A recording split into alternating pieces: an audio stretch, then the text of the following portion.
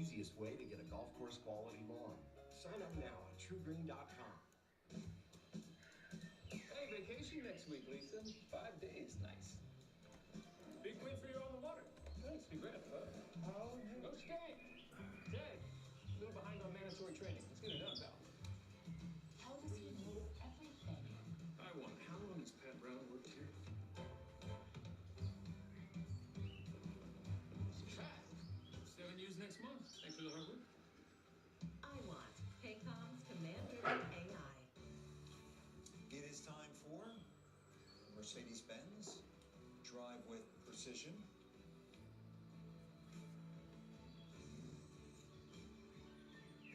Round one of the books here at the 90th edition of the Masters. Hardest hole was hole number 7, half shot over par. Really here, Paulie, a premium on putting the ball in the fairway. Yeah, he played difficult today, and pin was over on the left-hand side. And as you can see from the statistic there, it's more than half a shot harder should you miss the fairway. I think 13 caught a number of people by surprise today because of this east-northeast wind.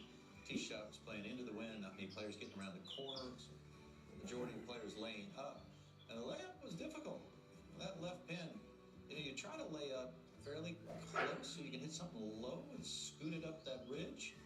But a large number of players were off the back of this green struggling to make par. You can see 56 of the 91 players in the field laid up. 18 of those 56 went long. Let's hear now from some of the players on this golf course. I think this could be the toughest Masters we've played in a while.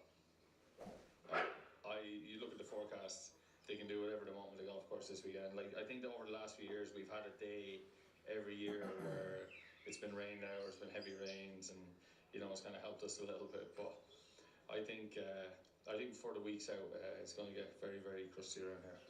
The past few years, we've gotten rain at some point in the week, early in the week, and you could definitely see it. Even from Monday to today, how much firmer the greens are, and they're only going to get firmer. So I think as the golf course speeds up, it only gets more difficult out there, and I think it's going to be a really good test. Man, mate, like it's. You can start seeing, if you look down first fairway, you start seeing the purple change of, that's when when you start seeing that little tinge of purple, that's when it's starting to get firm and fast. Like I said, yesterday was a dramatic difference in the way the course was playing. It was very softer, a lot softer, a lot slower, but now you're starting to see things roll out a little bit more. You can't, there's certain locations where you have to miss, and sometimes you just got to suck it up.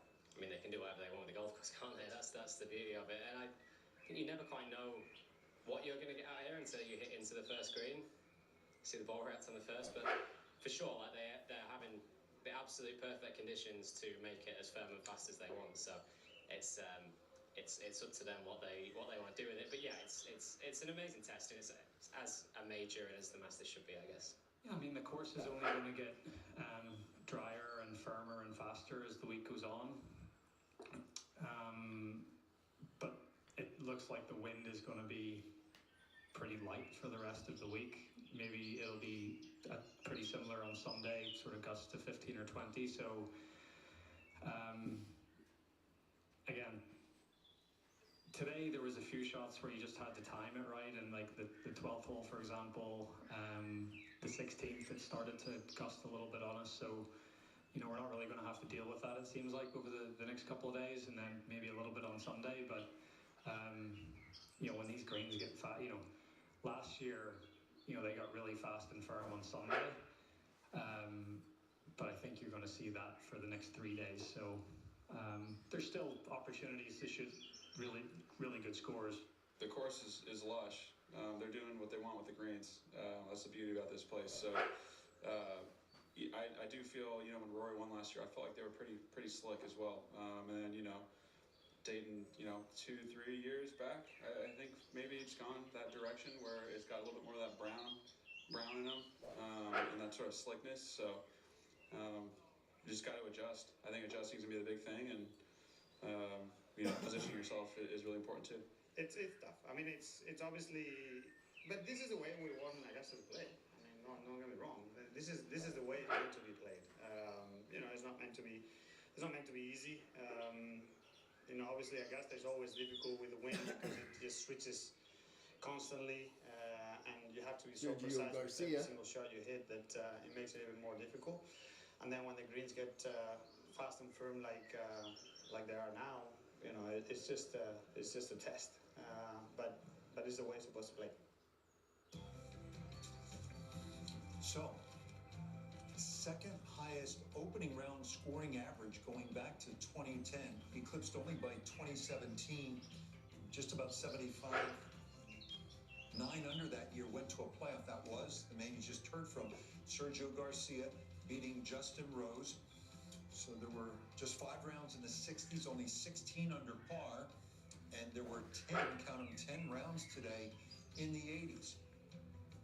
Firm and fast. We hear it all the time. Why are firm, fast conditions regarded as the ultimate test for the best players in the world? Well, think about the opposite. Say a golf course is really soft. There's been a deluge, and you kind of hit a pull hook, and it hits the left side of the fairway and it stops. Okay, you don't hit a very good iron shot, going way left, hits the green, just stops. Right. Well, the inverse is true when it's firm. But not only are the fairways effectively narrower, but you have to shape shots according to the slopes. If the slope is, right to left, say on 2, and you can't get it past the bunker, you got to shape it to get it in that fairway. Otherwise, it's going to go in the left trees or the first cut. So you have to shape shots. So it differentiates between good and great shots. You're coming into the green, you hit a groove low or a groove high, hit a little on the toe, hit a little on the heel. You'll see that on the green, where with you flush it with the right, you want to throw it up there. It's why Jack won 18 major championships. Was Coach Jack Grout got him hitting it high, because you want firm, fast greens because you can control it with angle of descent. So that's exactly how you want major championships to play. Yeah, I mean, we've always said it. Unfortunately, we don't get it. The weather patterns here, particularly in America, we get a lot of rain. The major season runs from April through now until June, and there's a lot of rain that falls. And it's very rare that we get a golf course as dry as we're having it this week. With all the advances in technology that we've seen in this game in so many different ways, the investment that's gone into this game, what we haven't seen is advancements in agronomy to dry out golf courses quick. And wouldn't that be great if there was something that they were able to do to turn around a golf course from having a deluge on a Wednesday to be firm again on a Thursday? It's what we can't do. I mean, you can do the opposite with watering systems. You can make it very soft if you want, but we can't really. I know we have the sub air and all that, but it takes a while for it to happen. It doesn't happen quick enough. But Brandon's point is absolutely right. It takes course management into it. It takes strategy into it. Where do you miss it? When you miss it short side, you really miss it short side, and you're chipping onto a firm green, and when the ball is bouncing and it's not spinning, obviously that's more difficult. So it goes back to the point that we made earlier about the LIV players compared, even the PGA Tour players. They're not really used to these conditions week in, week out, and it does separate the best players, in my opinion. And it exposes them. And again, not to. Look, it's the format. There wasn't a single LIV player. There were 10 of them in the field break par today. Collectively, they were 33 over par. But I think you start to look at the differentiating scores out there. You just alluded to it. There were a number of favorites today that struggled as well. Matthew Fitzpatrick was a favorite, 2 over par. Ludwig Oberg, absolutely a favorite. I almost picked him last night, 2 over par. Bryson 4 over. Ron 6 over. Was off the radar favorite, 6 over par. Nicholas Hogan, off the radar favorite, 4 over par. So you get this huge separation. This is just day 1. So just wait. So here comes Sam Burns. He was second best today in ball striking, 67. Xander Schauffele, best in ball striking, 70. First page of the leaderboard. We hear the players say they, meaning Augusta National, can do whatever it wants with this golf course. What just a little deeper, what does that mean, and what do you think they want to do with it? Well, that's my point, Rich. You can go from firm to soft with a watering system. You can't go from soft to firm. Well, you're limited, really. I mean, I know they've got lots of, great sub-air systems around here, and they can do it a little bit, but it takes time. So with the firm conditions and no rain forecast, it depends on how much water they want to put on the greens in terms of how firm they can get them. They can dry these greens out. Just let nature take its way. Don't put any water on them. Let nature take its way. And they become fast very, very quick. And remember, they're baking every day as well, too, in this heat. And we're forecasting mid-80 heat over the weekend. But do you want it to look like a U.S. Open kind of defined by how much punishment can you take, how many bad breaks can you endure. That doesn't seem to me to be kind of the personality of this tournament. It's not, Rich, and this was not punishment today. 500 pars. But what they're saying, that you listen to the players, that there's this foreboding sense that it may go that way. Yeah, because they're not getting away with bad shots the way they might do in the PGA Tour. This was not overly difficult. There's loads of chances there today. Par fives are still on and two. In fact, a lot of ways they're shorter. Nearly everybody's able to hit on the par fives because the ball is rolling so far down the fairways. You've just got to be good. That's the bottom line. I really like the test that it is at the moment. I think they will hold it. They're not going to water it, or they're not going to make it overly firm so that it becomes impossible or tricky, but they will make it a test in the next 2 days. And what they normally do on Sunday is they put the bins in bowls and they put a little bit more moisture on the greens. Okay. And they want to have, a round like Justin Rose did last year, like Jack Nicklaus did in '86. Exactly. Randall, these conditions favor which players sort of currently in the top 10 on this leaderboard, and why?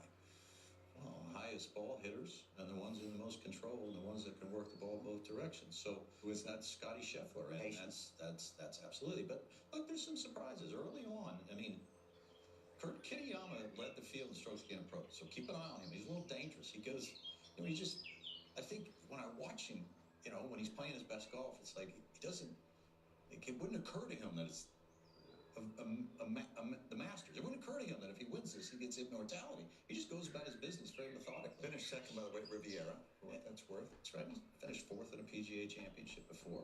Shane Lowry, second strokes gained approach today, played beautifully. But again, Jack won 18 because he wanted them firm and fast. Tiger wanted them firm and fast. So when you ask who does it favor, it favors the cream of the crop. And it has historically every place in the world except here. Because I'm not saying the cream of the crop don't rise to the occasion, but you get more surprises here when it's firm and fast. I talked about this last night. 2021, mini surprise at Hideki Matsuyama, 25th in the world. Very firm in 2007. Zach Johnson was 56th in the world and won, laid up everywhere, wedged his way in there. Biggest comeback ever here was 1956 from 8 back, but an amateur was leading that year. And in 54, an amateur was leading with 6 holes to go, 7 holes to go. 6 holes to go. An amateur was leading. And it was firm. So you do get surprises here when it's firm. I think because this golf course is so undulating, it does get difficult to hit the fairways and the greens. I don't really see one of the guys who's not a favourite coming through, Brandel. And I think what go back to Jack Nicklaus, there's so much wisdom in so many things that he said. And one of his great lines was, golf at this level is a game of adjustments. Players are having to adjust to play these conditions at the moment. Adjust their strategy, adjust how they hit the golf ball, and adjust their mindset and their patience. It's not something they have week in, week out on the PGA Tour, and it's certainly not something they have on Live. So this is a new ball game for them. So the guy who adjusts better to this patient game, and that's what was so impressive today for me about Scotty Scheffler. Putting birdies in the bank early on and then kind of sitting on it, knowing that it's a marathon and not a sprint. The old proverbial way, you don't win a Masters or you don't win a major championship on the first day, and you can certainly blow it. A number of players have blown it today. Scotty Scheffler wasn't going to blow it. That's what so impressed me about today, was he played within himself. Justin Rose, aside from a poor finish, played within himself. They're pacing themselves, knowing the difficulty of the golf course, and the scoring is not going to go crazy, that they know where the finishing line is, what score. Jack always talked as well about what score was going to win on Sunday and slowly creep towards that score. And that's what was so interesting for me today, was to see guys dial it down a little bit and have to adjust in these more difficult conditions that they would have. Even on a PGA Tour event, it's quite different than what they would have week in, week out. And I think it's also along those lines to remember, just what we were talking about earlier in the week, since 2012, there has almost been no surprises, really, in major championships. The average world rank of a major championship winner in the last 55 majors is 15th. So there's a very small core group of golfers, the elite level golfers. And again, this is paradoxical because there's more good golfers than there's ever been. But at the very top, they've managed to separate themselves. To your point, you saw it today. Scotty wasn't really on his game, shot 2 under par. Rory wasn't really on his game, shot 5 under par. Yeah. So I thought Rory showed patience today. The field's in trouble because those two guys got a bit between their teeth. It was Xander too. And Xander. Okay. If you think 10, I think a lot of guys would sign up So if that's the case, Rory's in a great spot. He got 5 already in the bank. That means he doesn't have to, potentially doesn't have to break 70 the rest of the way. He goes 70, 70, and 71, gets him to 10, and in a great He spot. needs to narrow that miss a little bit. I mean, had some big misses today and pulled it off at 5, pulled it off at 7. Did a few of those last year, short game as well. His short game's so much better now. It is. Yeah. Don't you think? Yeah. It's restored. But nobody's short game in this field is better than Scotty Scheffler's. Around and on the greens, nobody's better. Feels like Scotty and Rory, among others. Rory Xander. Xander, Justin Rose, Maybe Rose. late on Sunday. Buckle up. Could be a lot of guys. Well, isn't this beautiful Brandon tournament practice area? It really is. I mean, it's hard to sit here and not run out there and hit golf balls. I'll tell you that. I need a lesson. I got a lesson from Peter Jacobson with a plastic club the other day. I'm flushing the wiffle ball right now.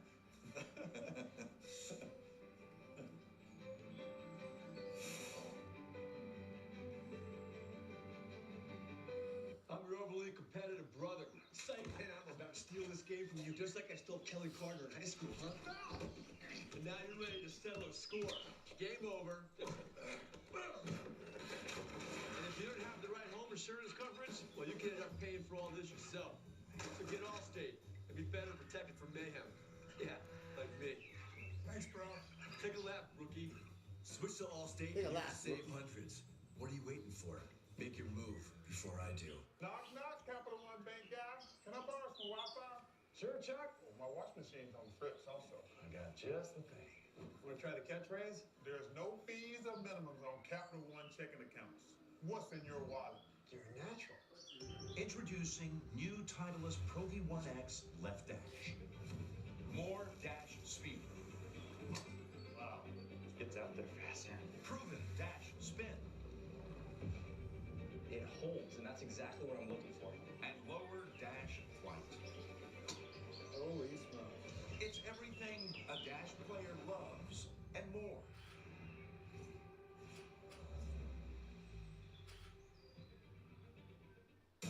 Turn up your summer with Twisted Tea Hard Iced Tea. Twisted Tea fans love the smooth, refreshing taste of Twisted Tea Hard Iced Tea. Made with real brewed tea and a 5% kick of alcohol. Twisted Tea Hard Iced Tea. Keep it twisted. When life gets hectic, Stewart's Shops makes it easy with quick, delicious meals at prices you'll love. From fresh coffee and hearty egg whiches to juicy cheeseburgers, hot soups, steak and cheese subs, and crispy chicken sandwiches. There's something for every part of your day. Whether it's breakfast on the go, lunch with friends, or dinner for the family, you'll always find great food, unbeatable value, and plenty of variety at Stewart's Shops. Available now with Spectrum On Demand. Meet Linda. I'm next in line for VP. Meet Bradley. I see no value in you. What? From director Sam Raimi. You work for me. Not in the office anymore. Scent Help is bold, relentless, and endlessly rewatchable. No help is coming. Scent Help. Rated R. Available now with Spectrum On Demand. Men's collegiate golf heads to California, where the top programs in the nation compete for a title. We got champions crowned. The Western Intercollegiate, Monday, live on Golf Channel. Masters is what it's all about. The rolling hills, the azaleas popping in the background. When I go there, I feel like I'm a kid again. Everything is so perfect. You almost don't even want to leave. Back to Georgia tonight.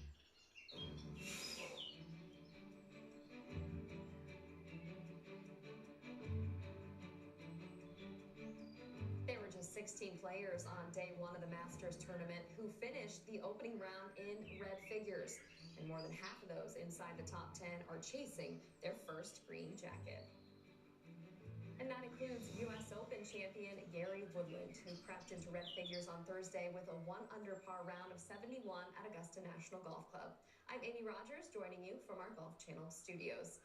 Woodland's story has been as remarkable as it has been inspirational, as he's rallied from brain surgery and continues to fight through ongoing symptoms associated with post-traumatic stress disorder to put himself in position early at the Masters.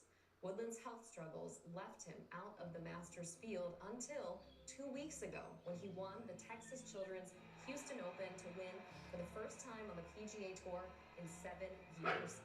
And that earned him a spot in the field at the first major championship of the season.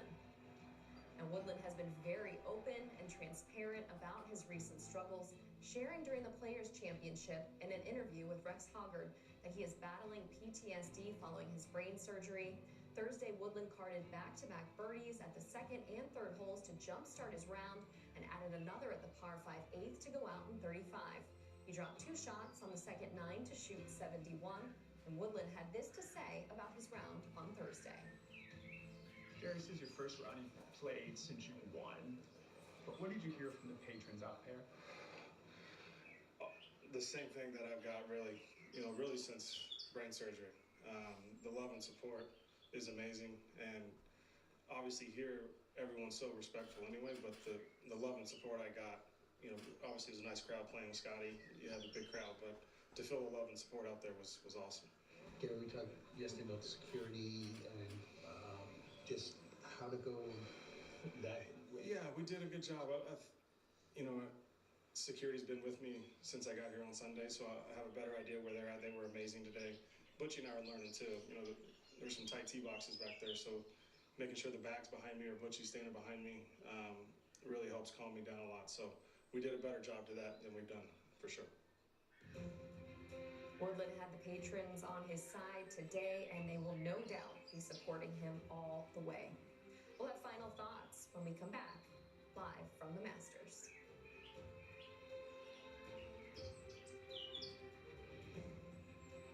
Golf Central proudly presents Live from the Masters. Coverage brought to you by Titleist, the #1 ball at the Masters.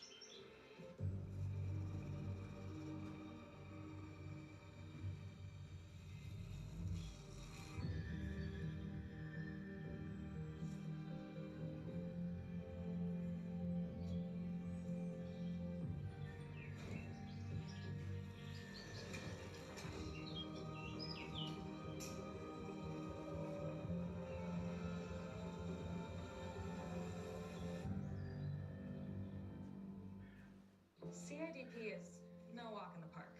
That's true. But I take Vyvgart Hytrulo self-injection. Same. It's the first major innovation in CIDP treatment in over 30 years. Vyvgart Hytrulo has been proven to significantly reduce the risk of symptoms getting worse. And I can treat my CIDP with 1 weekly self-injection.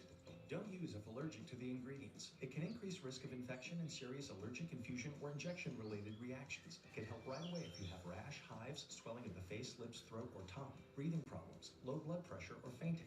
Tell your doctor if you have infection or fever, high blood pressure, chills, or shivering, chest, stomach, or back pain, vaccinations, allergies, or kidney problems. Most common side effects include respiratory and urinary tract infections, headache, and injection site reactions. I'm hitting fairways with the fellas. I'm hitting the road with my #1. That's how we live vividly with Vyvgart Hytrulo. Ask your neurologist about Vyvgart Hytrulo for self-injection. From the brand, trusted by over 98% of PGA Tour pros, comes the Tour Hybrid from Bushnell Golf. With on-demand slope-compensated distances for both laser and GPS. The crucial distances you need are now slope-compensated and all in one view. Redefined accuracy, tour-level knowledge to optimize your course management. Tour Hybrid. Experience on-course distances like never before. This week is major. You realize how substandard your lawn really is. You figure out how you'll explain your streaming habits to HR. Even after 40 years, you still get emotional about 1986. You imagine what you'd put on your dinner menu if you won. You schedule no social engagements on Sunday, except an all-day meeting with your TV. Odd behavior? Absolutely not. Because this week is major. Alright, what do we got, Joe? Got 60 hole, it's all pitched back at you behind it. Probably want to land at 60, but take some spin off? Yeah, I like that.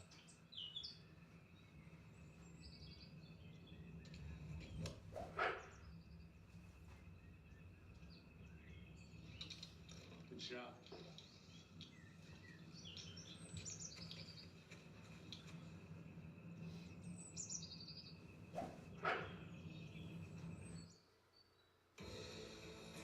Sam Burns, 67 today, low round ever at Augusta National. Missed just 2 greens, solid ball striking. Said he has simplified his approach, less aggressive, just trying to put it on the green and rely on his putter. Rory McIlroy, I said earlier this week that winning a Masters makes it easier to win your second. So last year was the career Grand Slam, now trying to become the fourth to win back-to-back Masters. And off to an excellent start, matching Burns at 567. And here's where he got it going, Brandon. Richie, I'll tell you what makes it easier to win your second Master. Shots like this right here. Yeah. This is 270 yards uphill. And what was that entryway into that green? I don't know. Was it 25 feet across there with looked like a 3-wood? So he got him right back on track, Paul. It certainly gave him a giddy up because he was a different Rory McIlroy from there. Starting on the very next hole, the 9th. Only 116 here. Beautiful in off the cushion, knew exactly what he was doing. Distance control, 8 feet. Gets that. He's up and running now, out 2 under par, having not played particularly well. And the only real question mark coming in here was that he could putt a little better. He hadn't putted great. Well, apparently the last couple of weeks he's been working on that aspect of his game. He did shoot in a practice round here last week on the front nine, 29. So I suspect he was making a few good putts. Yeah, into 14 here. This was a very tricky pin. Again, good distance control with the wedge. Boy, this next saw us a nice bonus right here. This is just one of the best putts. You think about, I know we're early in the week, but difficulty-wise, you think about the best putts made here. Now he's breaking 10, 12 feet. 67 McIlroy in defense of his title. First round scoring average of the last 10 winners is about 68.5. Until Rory a year ago, the previous 5 winners were all inside the top 3 on the leaderboard. Rory was T27 a year ago. What a start. Not lost, by the way, on a guy's 41 Masters. Freddie Couples, check this out.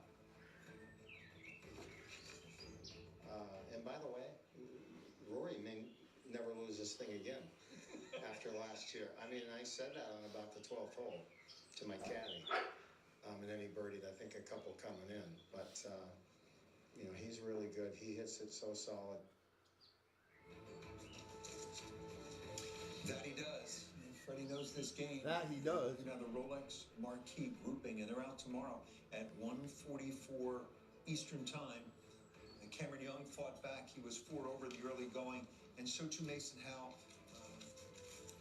What you would imagine to be all that pressure as an 18-year-old high school senior. 5 over, respectable, including 2 under his last 4 holes. But what about Rory McIlroy? Oh, my goodness, you know, again, being able to turn things around, you know, buy some time when you're playing poorly, manage your game, lean on your short game, and then just the flip switched, or the switch flipped at the 8th hole. And from coming in, from that moment coming in, he did look like the guy who won the Masters last year. It was just sublime golf. And again, as we were talking about earlier, I think this field's in a lot of trouble because of 3 or 4 players that really found their stride today. Yeah, I mean, history has shown that the guys who win get off the fast starts around here.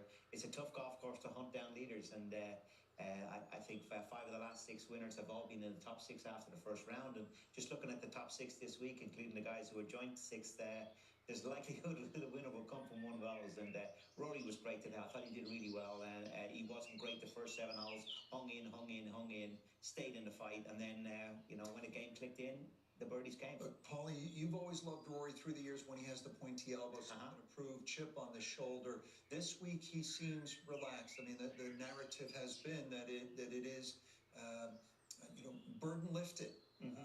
So you're sort of a golf psychologist. Yeah.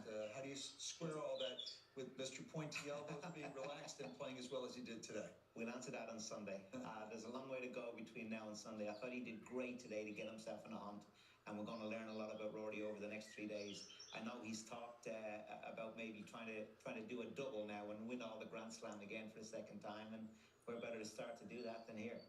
I thought it was interesting, though, when he was asked that very question, you know, something along the lines of, there was a thought, I think it was Todd who asked him, you know, there was a thought that maybe you wouldn't be right where you needed to be mentally coming in here. And you could see him, as polite as Rory is, you could see him grimace a little bit. He bristled a little bit at that question. And then he answered it. And he said, look, it's still the Masters. I'm still here trying to win the Masters. Exactly. So, I think, I know there was a lot of concern about all the time off that so many of the best players take. But again, I always go back to Jack Nicklaus, who took a lot of time off between major championships, came into major championships and did quite well. Ben Hogan, after the accident in 1949, he only played 3 or 4 times a year in the majors, so he would take off a month or 2 between each major, and then he just pretty much won them all. So I think we get a little bit too caught up in needing to play before you go into a major championship for the very best players. I think Rory's in the sweet spot at age 36, Paulie. I think he knows that these next 3 years are crucial. He can become, one of the 10 greatest players of all time with one flush run here in the next 3 years. I think he's already there, but he can cement it. And why can't he win more than one Masters? No, I can't find a reason. no reason. He's already there. He's definitely top 10 all time. And honing in on better than that. We'll have to debate that possibly. I know you're jumping at the bit at that one, but he's getting closer. There's no doubt about it. Good morning from Augusta, and what a glorious Friday it is at the Masters. The anticipation arrives early, and the patrons are eager to make their presence felt. The cut looms by sunset. Veterans attempt to make their move up the leaderboard, while younger contenders try to remain steady under the incomparable pressure this iconic stage provides. Augusta National Golf Club demands patience, but it also rewards opportunity. Play is already underway on this Friday as we welcome you back to the 90th Masters.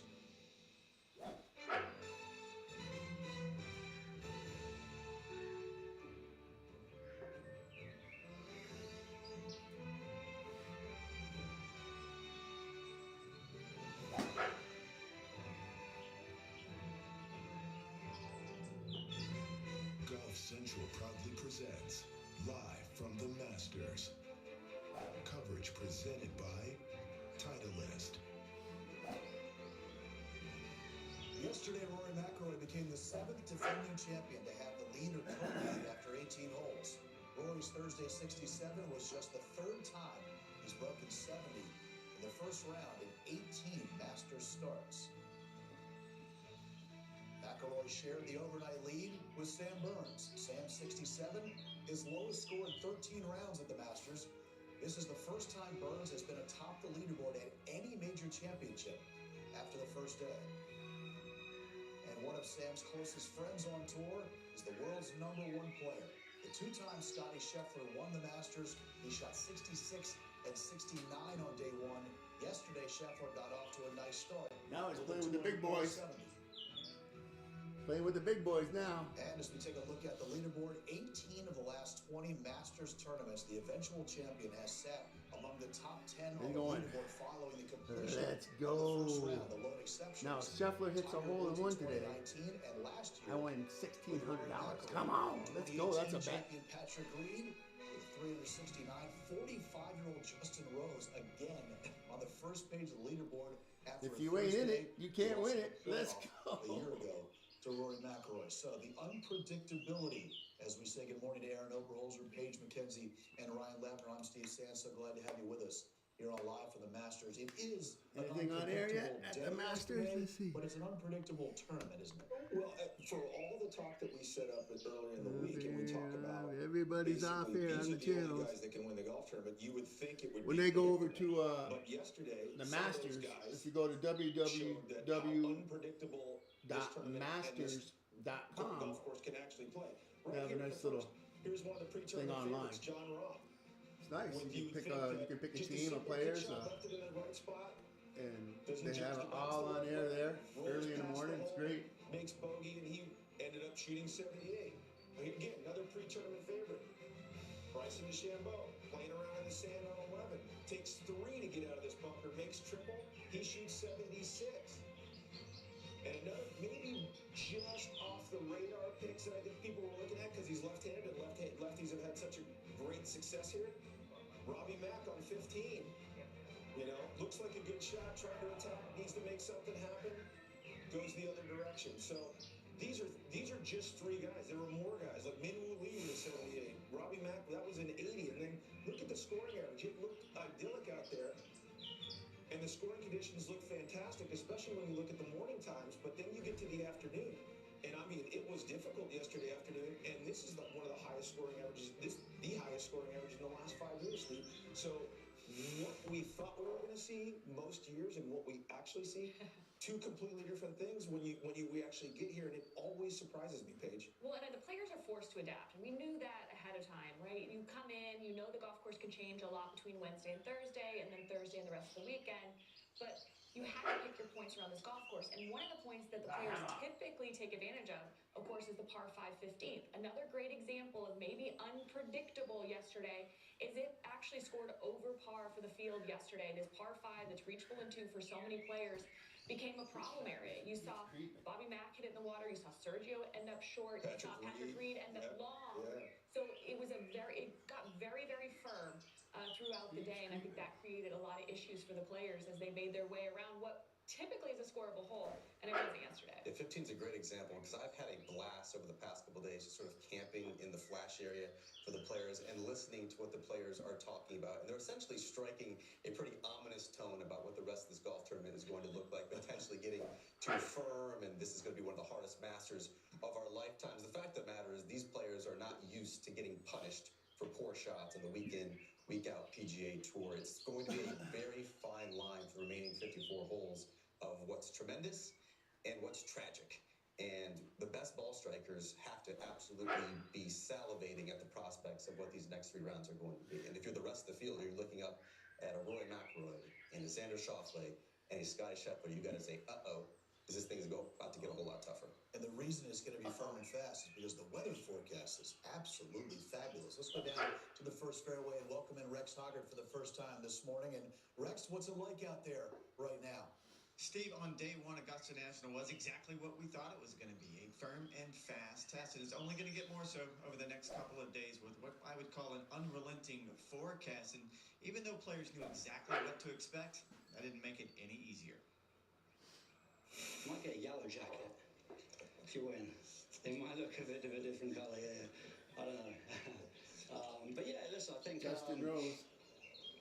It'd be nice if it's still the shot values are still there. Like this firm tied for 6, right? minus 270 in the first round. Golf, when it gets completely rock hard and you can't access any pin anywhere, then it just becomes a lot of good shot making is taken out of the equation. So we'll see how they I think it's in their control really how they want it to be. And but yeah, I think it's good. I think overall every player would say they would like it firm and fast.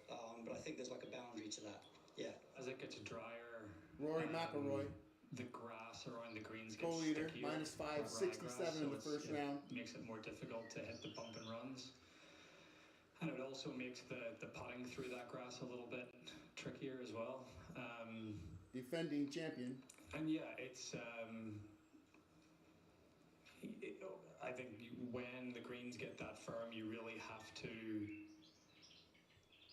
think about where the best miss is, and you know distance control is very important, but then also like different, missing it left, missing it right. So it just, when the greens get like this, it's not going to be soft. So when the greens do get firm like this, it makes it a much more tactical test, and you really have to think about things. And, as you guys know, I've said for the last few years, I've started to really relish that type of golf, and I really want to excel at that type of golf.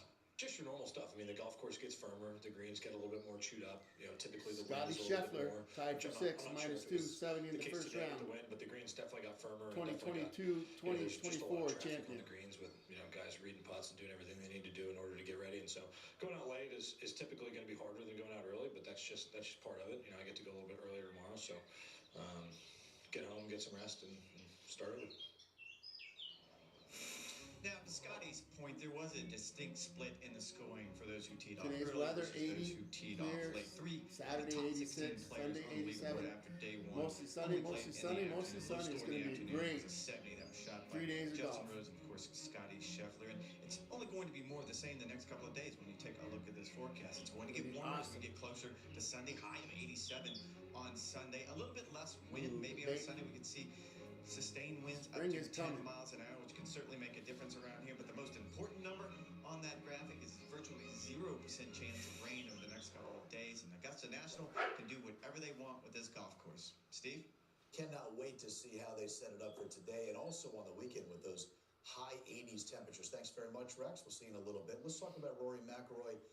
Freewheeling, unencumbered, mind unburdened, if you will. And yesterday, he sure looked like it. What stood out to you, Ryan? Yeah, I mean, there was so much curiosity of would Rory feel any differently having now won a green jacket in the career Grand Slam here at the Masters? And the short answer is no.